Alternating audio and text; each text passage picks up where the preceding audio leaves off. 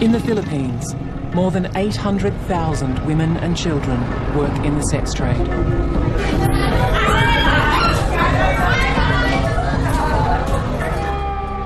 Subic Bay, a 4-hour drive from Manila, is a destination for many foreign men. Men who come to buy sex from vulnerable women and children who are desperate to escape poverty.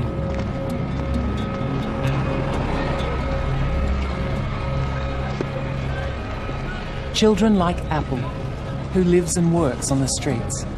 She's 16, has a 2-year-old baby, and is pregnant again. Hindi ko feel magtrabaho doon. Nakapagod, tapos nakakahiya yun. Nakakatakot din kasi may customer na kahit gawin mo yung maganda, kahit maging mabait ka, meron talagang nananakit. Kaya pag pumasok ka ng hotel, isang paa mo nakalubog na sa hukay. Marami na namatay doon na babae sa ginagawa ng customer. Kasi delikado talaga. Delikado.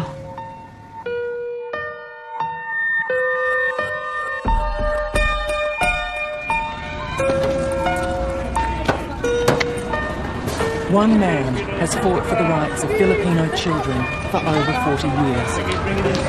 Father Shay Cullen, an Irish Catholic missionary. In the modern age, people now have huge disposable income. They can travel from Europe and America and Australia. They can travel anywhere they want in the world at a very low cost. So we see more and more international tourists traveling to Southeast Asia, South America, where there are many, many poor people. And now suddenly hundreds of thousands of men are coming here to buy sex from underage children. Father Shay opened the Prader Foundation in 1974, which includes this home for over 70 girls. They may look like regular school children, but they've all been rescued from brothels and sex bars, or suffered sexual abuse at the hands of foreigners and Filipino men, some as young as 6. The bars are for their own safety. In the past, armed men and pimps have attempted to kidnap them. But this is the phenomenon of Jesus, the revolutionary. Children are number one. They're the most vulnerable, the weakest. They're the ones we are challenged to defend, to protect, and to help. Now, 3 former Australian policemen have come to help Father Shay. My name's Dennis Gray, and I've been retired for 13 years. I've never been involved in investigating pedophiles, and I'm appalled at what I've been exposed to and what I've seen, and I'm happy to contribute to your joint effort. My name is David Thompson. I'm also a former federal police officer and an investigator, and I'm very happy to be here, and it gives me an opportunity to try to improve my very limited Tagalog. So, magandang umaga. Chris. My name's Chris Payne, and I was a policeman a long time ago. I've been involved In the 1990s, Chris Payne pioneered Australia's battle against sex slavery. When his sex trafficking operation was shut down, he left the police, but continued his anti-trafficking work. Former colleagues Chris, Dave and Dennis will work with Father Shay to investigate Australian men who come to the Philippines to have sex with children. They'll also go undercover to try and identify underage girls in the bars in the hope of organising a rescue mission. Within the bars itself, what's the youngest kid you've seen working in a bar? No, the youngest kid we got out of a bar was 14 years old. Although we got much younger on the streets. I'm getting the impression that might be where some of them graduate from the streets into the bars. Yeah. Well, okay, 20% of the children that we rescue from the bars, they've been sexually abused either in the home or by some pedophile in the community. Yeah. And they get so shattered and so hopeless, nobody will help them. They get so depressed that they're easily recruited then by the pimps. A child can't make an informed decision to have sexual relationships with a 40, 50, 60, 70-year-old man. They don't make that decision as an informed choice. And if you don't make an informed choice to have sex with someone, that's rape.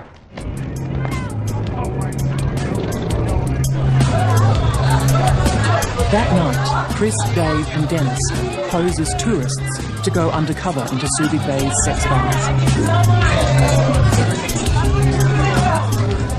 We've been following two strands in this investigation. One is the bar scene. In this area there's a lot of bars where women work, you buy them drinks and you can take them away. It's called bar finding them and have sex with them. Some of those bars also employ underage children.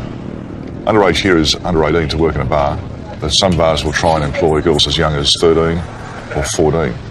They'll do so with willful blindness, and so do the police. Some of them, I'm told, are deceptively recruited, so that's internal or domestic trafficking. They think they're going to come here and work as the usual nannies or housekeepers or waitresses and find themselves in the girly bars. But the men find it tough to gather evidence. The girls have all been trained to say they're 18, and the mama-sons and bar owners give nothing away.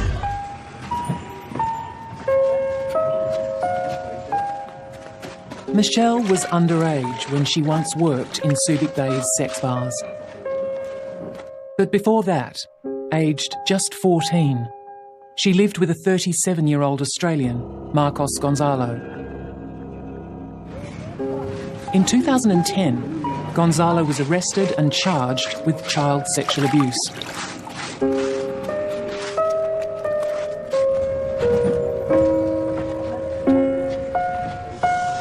Ayaw mo sabihin?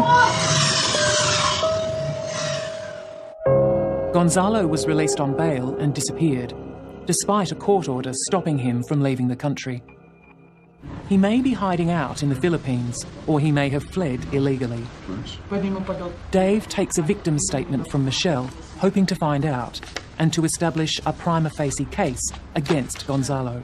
How did you meet Mark and how did you come to be in a relationship? Tapos, pinakilala siya sa akin ni ate ko. Ayoko sana sumama sa kanya. Sabi ni mama ko, tsaka ni Mirasol, sama na lang daw kami sa isang kwarto. So, natatakot ako niya, ma'am. Tapos yun, ginalaw niya ako nun. Tapos, virgin na niya po. I want to show you some picture.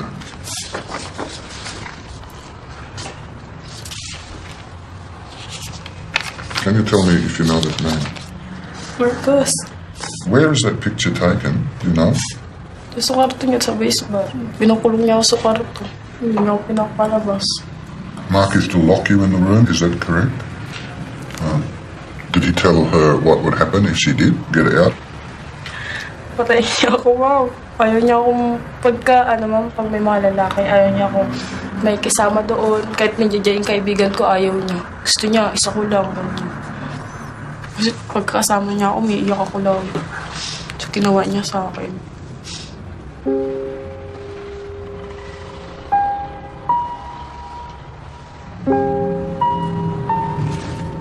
I don't know how anyone can do what they did to someone who's so frail and she's, 2 years older now than she was at the time she was a victim. What struck me was when I spoke to her, she was a small girl and I was quite surprised that she was actually 16 now. How a middle-aged man of almost 40 could form that relationship is something that you could never really understand. Well, the issues were paramount to me coming, and I'd never really thought about it. My career was all drugs and organised crime. But the 10 days that I've been here and what I've seen and what I've been told, it really is appalling what dirty old men and not so old men do to young girls. It really breaks your heart. Michelle's elder sister, Marisol, informed police that Gonzalo was holding Michelle against her will. Gonzalo's social media page then prompted the investigation that led to his arrest, providing graphic evidence of his relationship with her. During our surveillance, we ascertained that the room occupied by Marcus was in the second floor. Yes. One of my colleagues forced the door open. Michelle and Mark Gonzalo were inside.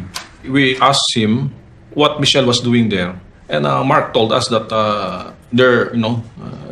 Michelle was his wife. He intended to marry her.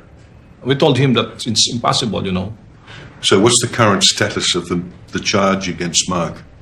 It's archived because Marcus cannot be found. So it's still pending. Pending. If he's still in the Philippines and you find him, you'd arrest him? We arrest him. Let's hope that he'll come back. Yeah. The trail is 2 years old. The only contact we've had is through Michelle, having contact with him via Facebook. Now, what he tells her on Facebook and the truth of the matter could be, I would say, are probably wide apart. He's made reference to being in Vietnam, being on an island with a typhoon in nearby, being in Australia. He could be anywhere. Like Michelle, Marisol has also been exploited by foreign men when she worked in Subic Bay's sex bars. She left her job as a dancer a few months ago and now works in the Prader laundry. Yeah, you're the one to go to the authorities with alerting them to Michelle. Is that correct, diba? Yes. Yeah, bakit? Kasi nga, nagalit ako kay Marcos. Nakuha yung ka-virginan ni Michelle, binayad 10%. Tapos ang binayad lang mga damit. Ang pangangailangan ni Michelle sa school niya, pinaportahan. Susuportahan niya si Michelle sa pag-aaral. Lahat ng pangangailangan ni Michelle. Who in your family did Marcos make that promise to? Sila mama.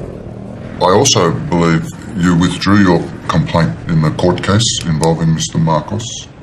Makaawa na si mama. Do you know why your mother asked you to recant? Alam mo ba daw bakit pinawi-withdraw ni mama mo yung case? She doesn't know. How do you know Mr. Mark Gonzalo? Dun sa kaibigan siya ng dati kong foreigner.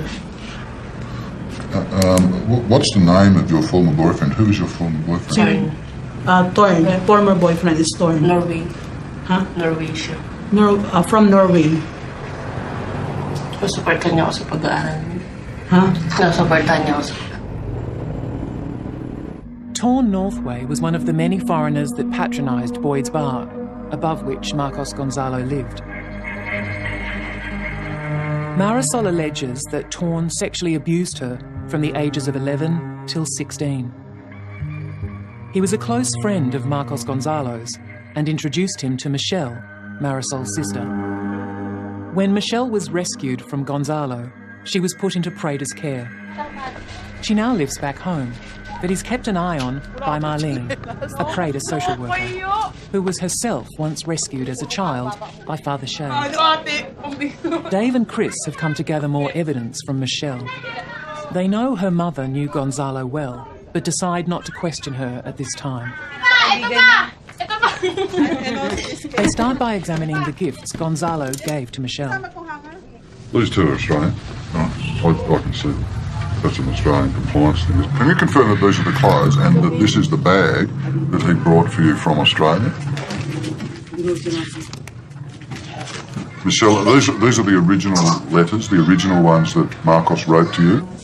Yes. Most incriminating is a collection of explicit love letters Gonzalo sent Michelle from prison before he was bailed and disappeared.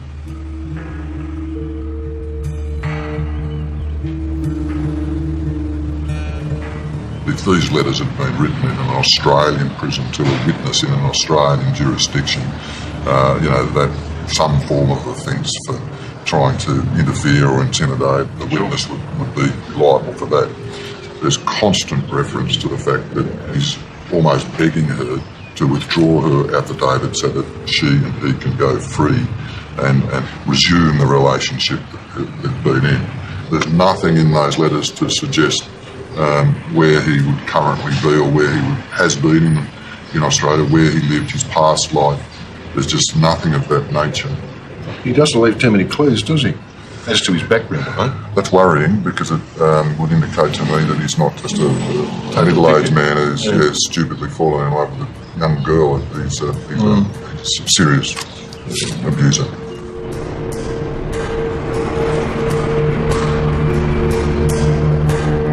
Marisol led the police to Gonzalo. She now wants to help the Australian investigators rescue other young girls. We're heading to the township of Subic, taking Marisol there. She's going to show us some things up there. She used to work, poor young thing, in two bars there, the Miami Bar and the Crow Bar. Apparently both houses of ill repute and allegedly employ underage girls. Miami shelter.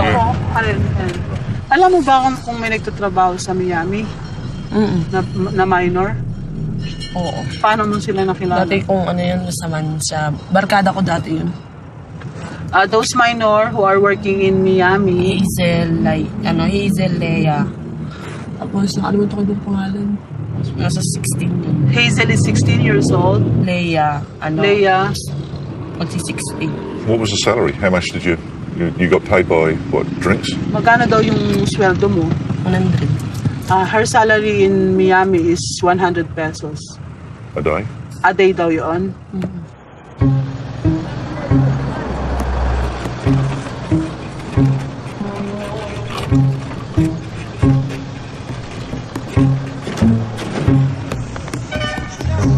That evening, the men head to the Crowbar. They want to identify the underage girls named by Marisol in the hope of a later raid and rescue mission. Their strategy is to elicit information about the girls and the bar owner from its mama-son. They soon spot Princess and Jen, who are both aged 15, and discover that the owner is an American called Arthur Benjamin, who recently bought the bar and renamed it after his girlfriend, Avila, who the mama-son says is only 14. In the Miami bar across the road, the men again pose as tourists and find all the girls working there are underage, some as young as 13. In the Miami, we saw two young girls, and they were clearly no older than 13, I would say. They were prepubescent. A guy turned up who we were told later was a colonel in the Philippine National Police. He walked right past the girls, as a matter of fact, and he was there with the owner and a solicitor, and no idea what that was about. But these bars are operating openly in a country where it's illegal for anyone under 18 to work in them, and in a country where prostitution is illegal.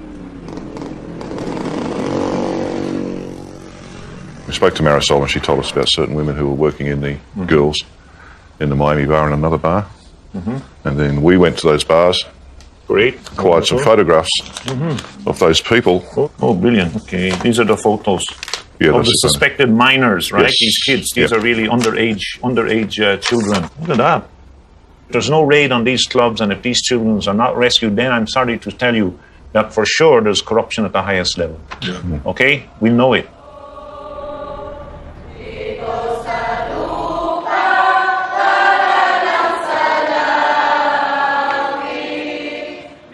Father Shea has been nominated 3 times for the Nobel Peace Prize, but his controversial work has angered many, including corrupt police and politicians who profit from the sex trade. He's been threatened by pimps and brothel owners and has survived a shooting whilst protesting for child rights. Undeterred by threats and assassination attempts, and with new evidence of underage girls working in the bars, Father Shea and Dennis head to Manila to meet with the Ministry of Justice and the National Bureau of Investigation, hoping to organise a raid. But when they get there, there's a hitch.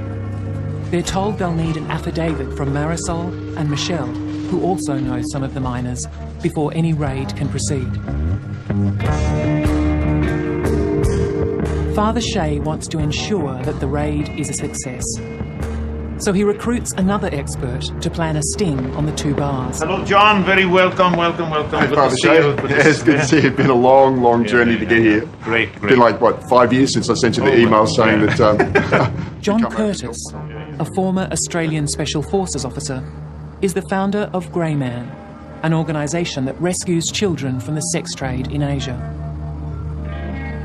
I was just watching my young daughter sleep, and this voice just came to my head and said, there are children her age being abused in Southeast Asia. And I took that as a sign, and I decided to go up to Southeast Asia and carry through on the sort of promise I made to myself. Before I left, I promised my daughter that I would rescue 5 children for her. And I think that's where it all started. Has she ever seen this door open? Nakita mo ba daw na minsan itong bukas? Oo, pag tanghali lang.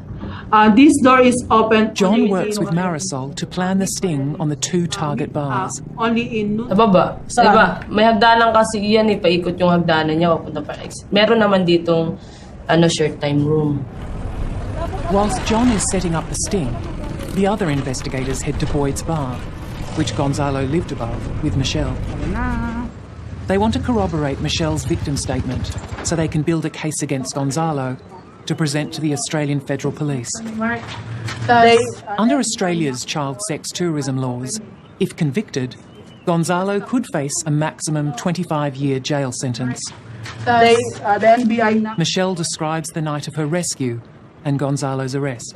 Natulog-tulog pa kasi ako nun eh. Tapos yun, nagising ako. Tapos sabi niya na si Mark na ako sa snap. Were you sleeping with Mark that night? tulog kasama si Mark. Yes, she slept with Mark at that night. Okay. Can we go inside? Where's the caretaker? Okay. Ito daw ba yung padlock na kaya hindi ka nakakalabas? Yes, she said. Why did you tell the NBI to come here to raid this place? Nilalak nga. Nag-text ako yung kapatid ko na nilalak nga daw siya doon. When you got the text, did you tell your mother? Alam naman ni mama ko. She said that her mother know everything. But later on, she retracted her Statement. complaint and her statement to Rowling. Ano yun, nagmakaawa sa akin si mama ko. Kasi nga madadamay si mama ko.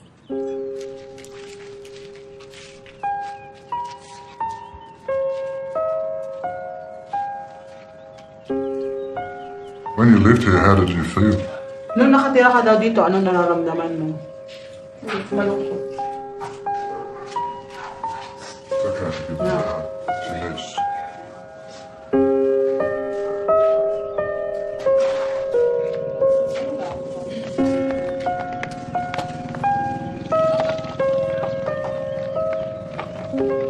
What was Michelle's parents or her mother, her father?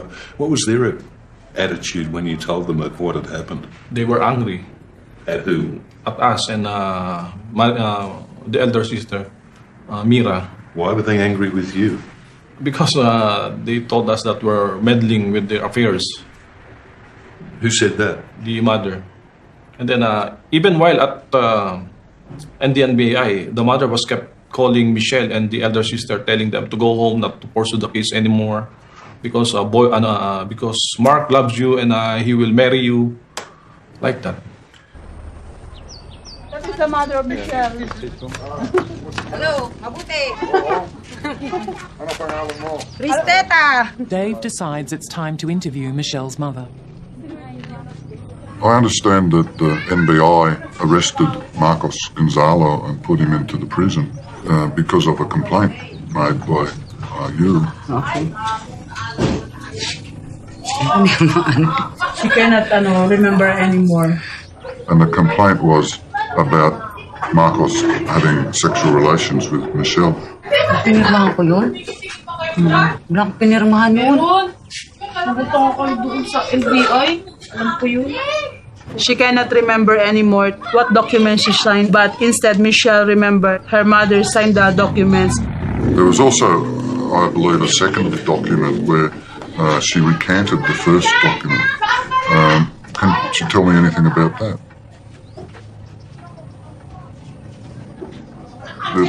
The NBI allegation is that you sold Michelle to Marcos for money. Alam niyo po ba yun? Hindi ko na yung anak binibenta. She said that I will... People need to survive in this country. The safety nets that exist in Australia just aren't there. So when families need food, they become desperate. They're easy pickings for people who don't have money to sort of entice them to come into these situations. They see foreigners, they think they're rich, and there's a way of making money from them. Police surveillance established that Gonzalo lived above Boyd's bar with Michelle, but when arrested, he denied having sex with her. The bar closed down soon after the raid, but when open, it was not a sex bar but a drinking club, popular with many foreign men who often brought their young Filipino girlfriends.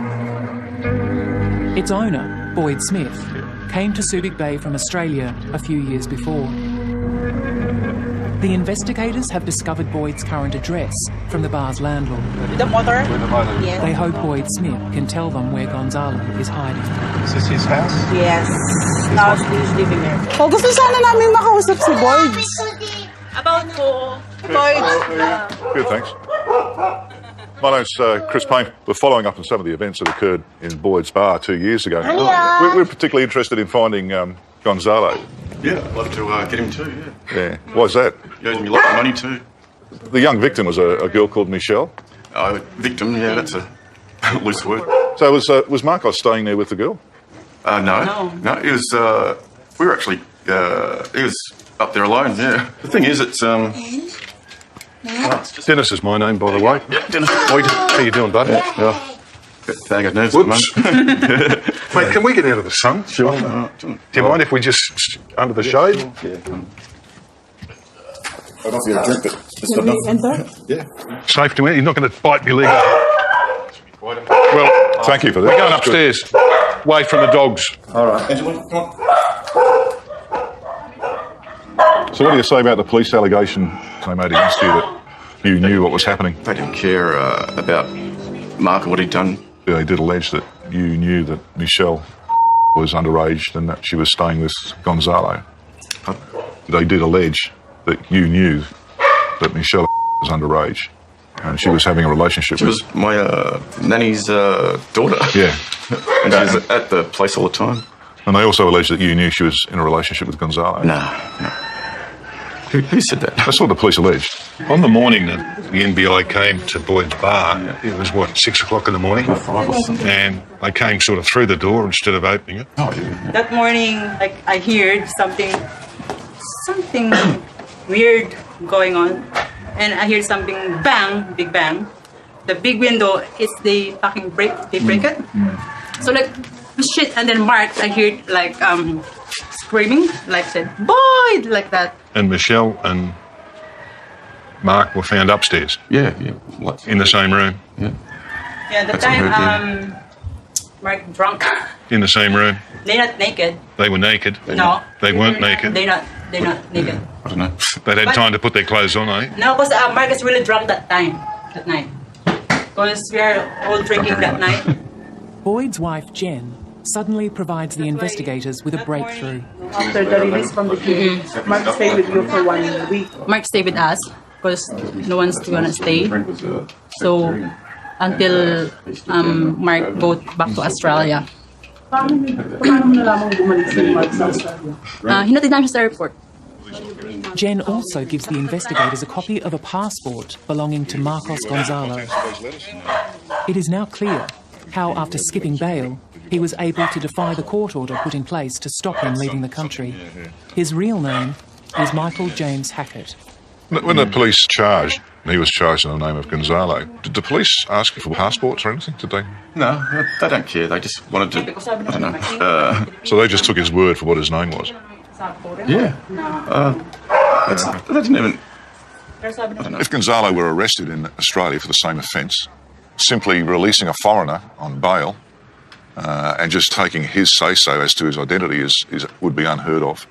And I can't understand why that happened here. Detective Bessara is informed about Gonzalo's true identity. He gives Father Shea a computer hard drive seized from an associate of Gonzalo's who was also arrested. He hopes it will hold clues to Gonzalo's whereabouts in Australia. Chris examines the drive but finds nothing about Gonzalo, alias Hackett, as it predates his arrival in the Philippines. What he does find are many photos and videos of girls and young women, filmed by foreign men and stored by Hackett's friend on the hard drive.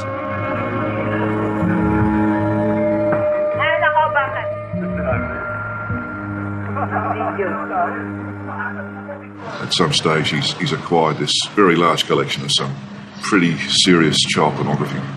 We didn't actually look at it, but we looked at the folder titles and the file titles. There were downloads, you can tell that by the file name. And names like, Grandpa does the job on 9-year-old schoolgirl, stuff like that. So, that's a problem for him, possessing that sort of thing. Well, it would be under Australian law. I don't know what the Filipino law is on child pornography. While the search for Hackett continues, John Curtis pushes ahead with the sting operation on the 2 bars. He wants to make sure that the underage girls are there on the night of the raid, so that they can be rescued. He meets the owner of the Crow Bar, Arthur Benjamin, and tells him he's organising a bucks party for a friend called Nick, who's actually part of the film crew. Hoping for Arthur's arrest on the night, John invites him to join them and insists the young girls be at the party. Nick's bucks night will then move to the Miami Bar across the road. These rooms are short-time rooms. I've just hired one to get them used to our presence, also to get a look at what's up here and get an idea of the layout of the place for when the operation takes place. The mama son's hoping to organise this party for us because there's a fair bit of money involved in it. So she's been quite friendly. Nick is getting married. Wow, Nick, where's your girlfriend, your fiancée? Well, she didn't come here because we're having a party. Yes. Oh, yeah, okay. She's back overseas. Okay, everything's there. They have a toilet, they have a bar, they have also a karaoke bar, and we have also music. And the girls? And the girls also. It's nice though, I like it up here. Same girls from downstairs? Yes. And can you... Young girl. Young girls? They're dancing naked. How young are the young girls? So what do you think? This is nice? When we pressed her on the ages, she was very coy about it and wouldn't commit herself in terms of ages, but we're hoping that there will be a number of underage girls there. And you can dance naked, you can do sex here if you want. You can close the door. You can have a fuck party also here. Then fuck all night long. I suppose the only risk is that there's a tip-off. We get here and there's no one here. If you let too many people know what's going on, eventually there's a leak and then the girls are all gone. Sabi mo na, in-identify mo yung si Venus. Ito si Venus, di ba? The National Police still need affidavits before the raids can go ahead. Michelle writes one, confirming the identities of the underage girls she knows are working in the Crow and Miami bars. Hello, JM. But it's her sister Marisol's affidavit that's critical, as she once worked at the 2 bars alongside the girls she has identified as minors. But Marisol is now missing. And Marlene, helped by Michelle and Apple, cannot find her. Hello? We really need Mirasol now. Because if we're going to bring the statement of Michelle to the NPI, it is not enough. It would not suffice. Mirasol is our key person here. And I believe that she felt threatened now, especially that she knows that what she's going to do now is to rescue some children and to put all the owners of these bars here in Olongapo and Subic into jail. So that is the fear of Mirasol now. The next day, the search continues. Michelle takes Marlene to Marisol's boyfriend's house.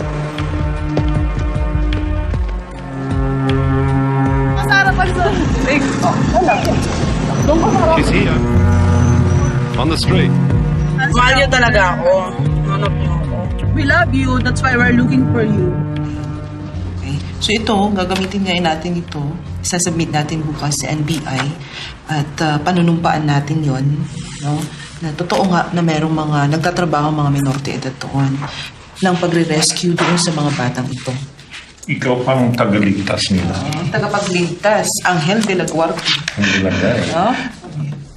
Okay, mark that as Exhibit A. Okay. Anong pangalan? Samahan. Anong pangalan niya? Tricia. Ito. Ito si Princess. Ilang taon si Princess? 15. Mag-15. When was the last time you went to Manila? Long time. Long time ago? Well, tomorrow, I'm going to present the affidavits for the search warrant. The search warrant will allow us to search everywhere and to rescue the underage girls. But you've been a big help. You've been really good. Thank you. You and Michelle and April. April. Me? June? July, August? Oh, now you're telling jokes. But I can tell you that this is the hardest job and unpaid job in the whole world that anyone. The sting for the night of the raid is now in place. But the National Police may still take weeks to examine the affidavits and approve the operation. And John now needs to head home. Yeah, I'm fatigued after 3 weeks. You're worn out 3 weeks? Oh my God, you tried for now 30 years. Perhaps it's a never-ending battle. In spite of our efforts, trafficking is increasing in the world. People sometimes say, what are you doing? You know, how can you help this situation? If you give a child another chance, then they have the potential to become anything. Father Shea at Prater, he's rescued many, many children. All of those children have a potential for a better life. Now, you can't tell me that that's not a good thing. Okay, we're on to the NBI. This is Attorney Pascual, who hopefully will arrange this rescue of the children. Hello, Attorney. Good morning.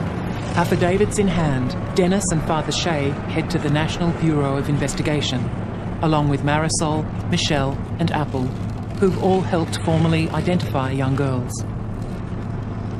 Father Shea has decided to deal with the Manila office, 4 hours away, as he believes the Subic Bay branch is corrupt and would tip off the bar owners in advance of any raid. We're developing a case operation plan. We also have to coordinate with our regional office. Yeah. Where? In San Fernando? It's office No, in I'm sorry. No way, please. That guy used to work for me, and he went to the dark side. Every case they got falls through. We wanted at this level where there's total security, and we're not going to end up with a story of failure and corruption. This will be the national spotlight of hope for women and children, this office. Of course, we want Father Shea to do this right. And not one conviction of a foreigner for trafficking in the whole Philippines for the last 10, 15 years. Finally, the girls' affidavits are formally sworn. Even now, kasi kami puso ko iyong alipin kahit kailan na ako'y sa'yo. These girls have just been robbed of a childhood. You know, they're not surrounded by pimps, prostitutes and whatever. They're being treated decently, and it's nice to see the transformation. Michelle was only 14 at the time when she was abused. She's a gorgeous kid, but she's got to be given the opportunity to turn her life around. She's got to be given an opportunity that perhaps she's not been given to date.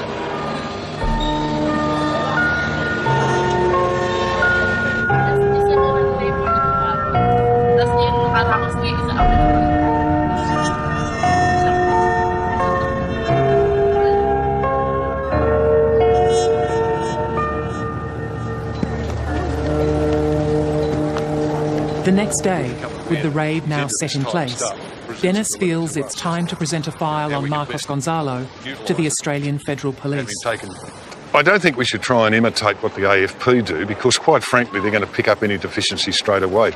I think we just look at it in a way that makes it comprehensible, tells the story in a succinct way, like we're only briefing them. It's their job to go out and do the investigation. It's their job to go out and dot the I's and cross the T's. The Australian Federal Police has offices in 35 locations around the world, including Manila. They collect intelligence on transnational crimes, such as terrorism, and on Australian child sex offenders overseas. So we're in a situation where we do need to see you to pass on this briefing paper, for you to forward it to Canberra, given my knowledge of how... No, I'm not. No, I'm telling you how I understand the situation. I'm certainly not suggesting... I'm not suggesting what you said, telling you how to do your job. Yep. No, I've got no intention of inflicting an injury on you or ambushing you in any way. My intentions are totally honourable, and you ask me a question and I'll give you an answer. Okay. Bye-bye. Well, that was a fucking total waste of time, that. She is paranoid to blazes. She wants to speak to her people in Canberra before she agrees to anything, and she's going to be waiting for an email from me outlining what it is that we want to do and what we're going to give her. You don't answer. I really want to have it on the record that we reported this to the Australian Federal Police, and I think they should know about it and give us all the help and cooperation that we need. This is the big issue everywhere, and they seem not to be very interested. And that bothers me a lot. I think they should be, number one, calling us back within 5 minutes to assure us of their help and support. So there's a lot that we have to get doing. They're not answering. I mean, it's ridiculous.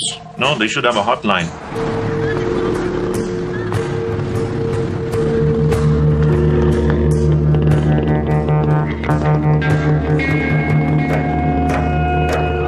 This is an ops order for the raid on. It's going to be conducted tonight at 6:30, 7 o'clock. It's the day of the raid. To make up numbers for the Bucks party, Dennis has recruited several of the volunteers from Prada. In the unlikely event that things turn nasty, drop to the floor. It's very rarely that anybody who's laying prone on the floor gets hurt. Just drop to the floor and take the girls with you. Well, we hopefully even the NBI will arrive in good time. Father Shea has organised for the National Police from Manila to come to Prada for a briefing. But social workers must also be present for the raid to go ahead. We don't have any social workers. Without any government social workers, you can't move. We cannot do it. It's illegal. It's now 4 p.m. and the police and social workers are already 1 hour late. So it'll be a little miracle if it works out and we do succeed tonight. You can see it's already 1 hour. We're almost 1 hour late. Yeah, I'm supposed to be at the bar in 40 minutes, 50 minutes. Well, that's it. You can't hit the bar yet. No, we'll have to delay a little. No answer.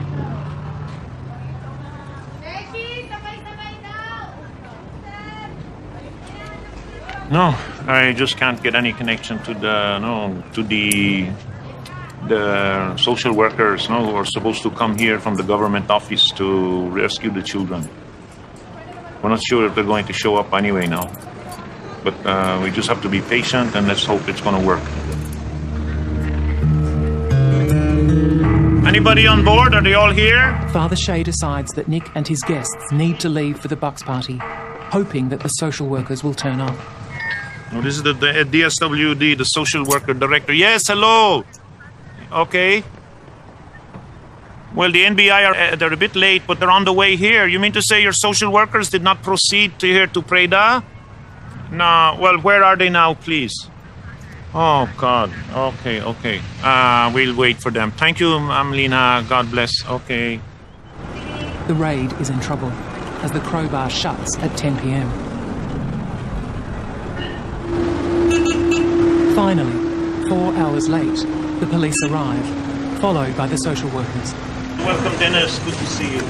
Thank you. I hope we have this conversation. The police bring dentists who will confirm the ages of the girls in the bars. American agents from Homeland Security will also be part of the raid. They're responsible for investigating crimes against children by American nationals overseas. The owner of the Crowbar, Arthur Benjamin, is American, and if found to be trafficking minors, he may face a life sentence in the United States. The first target, I believe Team 1, is going to be involved at the Crowbar, also known as the Avila Bar.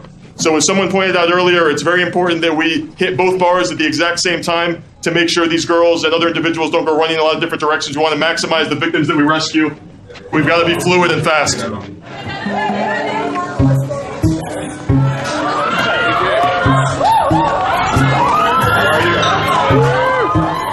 The Bucks party arrives an hour later than planned, still not knowing if the raid will proceed. All right, so we are in the bar, we are waiting for the crew to come, and it is going to get messy. But despite promising to be there, Arthur Benjamin, the bar owner, is nowhere to be seen. The undercover team at the Miami bar discovers that none of the underage girls identified earlier are there. They're told they've been moved to a new bar, and the girls tonight all seem to be of legal age. Yeah, you better go, then close the bar and you won't even get inside. At the 11th hour, the team leaves Prada and the raid gets underway. Holy crap, I heard my name. Arthur Benjamin finally turns up. He has Avila, his alleged 14-year-old girlfriend, with him. Unaware the raid is imminent, the tension builds for the undercover team as the party suddenly gets wilder.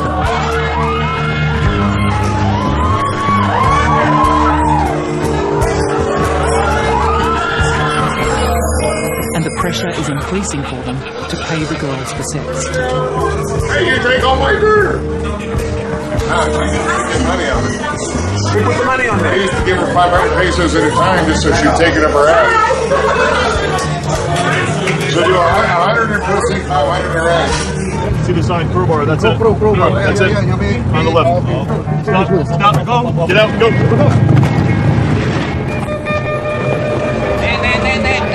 Halika rito.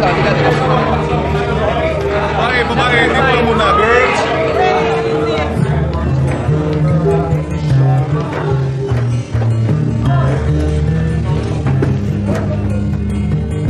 Nothing? 70.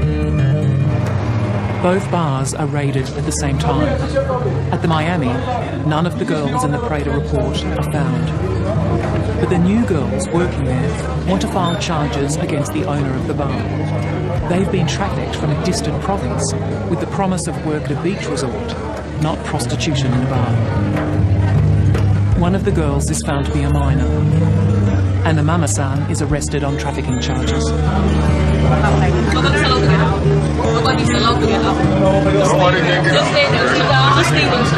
want to see your hands sitting down. No talking. We'll talk to you soon. There are no underage girls here, and I have never had sex with an underage girl. About half an hour ago, you admitted to me that you have regular sex with an underage girl. You're now denying that? Yep.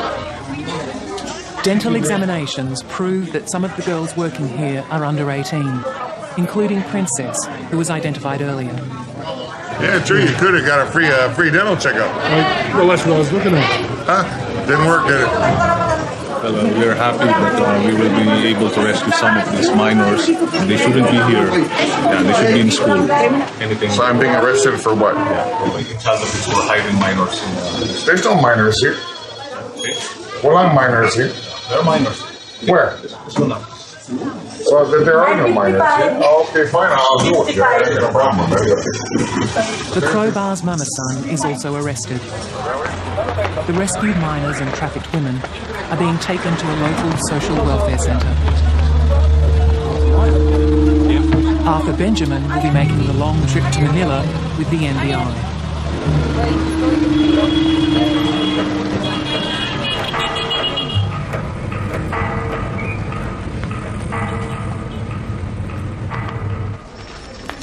There's a hearing tomorrow where charges will be laid in the court or in the prosecutor's office. These mama-sans from the Miami bar are sending text messages to Marisol and Michelle about death threats. We're going to do something to get you back for what you've done, you know. So we have to extend more protection now, certainly for Marisol. All set. Yeah. You ready for the road? Look, terrific. Thank you so much, for all your great work. With the raid a success, it's now time for Chris and Dave to head home. But there's one thing left for Dennis to do. The Australian Federal Police in Manila have finally agreed to meet. He can now file their case against Michael James Hackett, alias Marcos Gonzalo. Well, today's the culmination of 3 weeks' work. We prepared a 12-page report for the AFP that they should be able to use to further any investigations that they conduct. Let's get it over and done with. Let's get this show on the road. The case against Gonzalo is strong. It's strong here because he's a fugitive. There's already a case against him. There's a brief of evidence. There's a warrant for his arrest. We've got a victim who's giving a statement, and that statement is corroborated wherever it is possible to corroborate it. He has been charged in the Philippines, but he could also be charged in Australia. One of the delights of growing old is that you never stop learning. And the last 6 weeks I've learned quite a few things. I've seen the difference between good and evil. I've seen the difference between competence and incompetence starkly illustrated. I've seen a man on a mission who is enormously frustrated because the system, which is supposed to work, doesn't. Mag-goodbye ka kay Dennis. Ayaw mo mag-goodbye kay Dennis? Aalis na si Dennis, oh. Ha? Ba't ayaw mo mag-goodbye? What's wrong, Marisa? she doesn't like to say goodbye to you. I've been practicing for 3 days. Okay? Mahal kita tulad nung isang arak. Naintindihan mo? She understands. Intindi?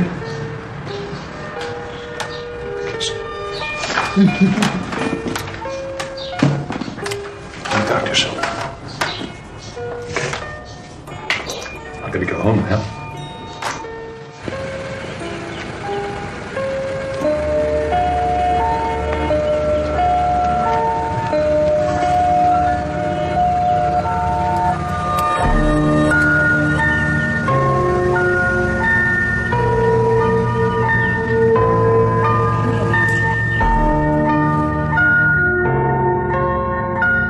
After Dennis left, the threats against Marisol continued.